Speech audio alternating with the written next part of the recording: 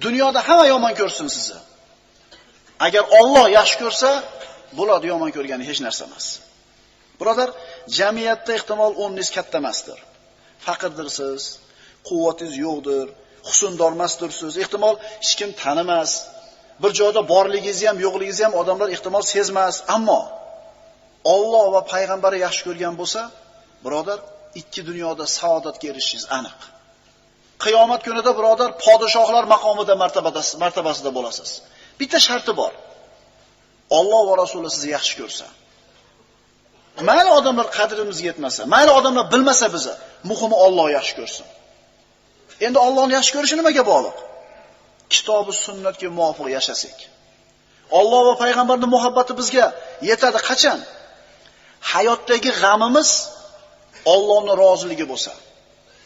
Odamlarning qo'ygan o'lchovlarini ado qilaman deb, odamlar chizib qo'ygan chiziqqa yetaman deb, anaqa uy solaman, manaqa mashina minaman deb dunyoni g'am qilib olmasdan Allohni rozi qilishlik birinchi o'rinda g'amimiz bo'lsa va shunga intilib harakat qilsak, Alloh bizni yaxshi ko'radi, ikki dunyoda biz yutkizmaymiz. Biz unutib qo'yamiz birodarlar.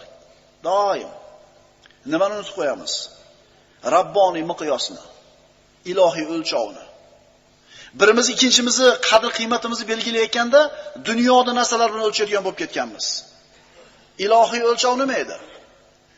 Inna akramakum indallohi atqakum. Hujurat surasida Alloh taolo aytadi, sizlarni Allohning huzurida hurmati balandrog'inglar, taqvodorrog'inglar